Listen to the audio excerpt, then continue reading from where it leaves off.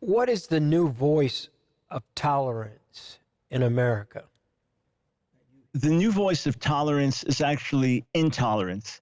It claims that it's being tolerant and open, but in point of fact, it is intolerant of all views except the latest PC views. The voices that claim that we sponsor diversity, what they mean is complete exclusivity of all views except for their own.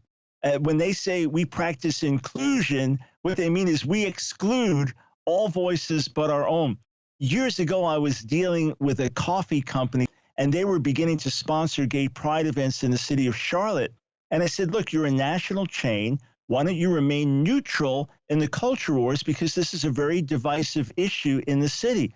And they said, no, we want to work with everyone. We are inclusive. I said, okay, we're having a Christian rally, a pro-family rally standing for the life of the unborn, standing for teen purity. Would you work with us? And they wrote back and said, we will not work with you because we are inclusive. You talk about absolute double talk, but the new tolerance is absolute intolerance of all dissenting viewpoints. Wow. Wow. That is powerful. I just wish America could wake up. Mondo, you have a chapter in the book that's one of your favorites. Absolutely. Big Tech Takes Control, Chapter 3. Dr. Brown, how did Big Tech take control over what we can say and who we are in the public square? But part of it was with our help without us knowing it. In other words, Facebook, Twitter, Instagram, YouTube. Hey, we're neutral platforms, and you can just get your viewpoints out. Just don't cross certain lines, and don't do certain things, but get your viewpoints out freely. So we all bought into that. A way to communicate with friends, those of us with ministries, a great way to get our message out for free to masses of people. And then once we all signed up and pushed things like Facebook into literally the billions, several billion people using Facebook, then the rules started to change.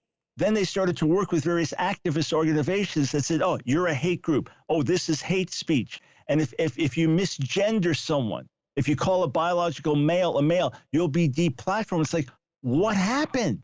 So that's the first thing. We all bought into this together, and then the rules changed along the way. The second thing is we didn't realize the power of search engines. Oh, just Google this. Google becomes a verb. We'll just Google this, search this, without realizing that over time, Google has such massive control of what goes out that it's going to control what you see. It decides, okay, we don't want you to see these viewpoints because these are contrary to our ideological viewpoints. And with Google, with me, they forbid us from advertising a video that offended some of their employees. Can you be gay and Christian? They said, you are not allowed to advertise this. So there's tremendous control that they've exerted. And we all go through these same platforms. And because of this, it's become a stranglehold. And we must decide, am I going to just figure out how to stay on the platform by compromising my convictions, or will I get the message of truth out without compromise, come what may? The only way to survive is to do the second thing, not the first.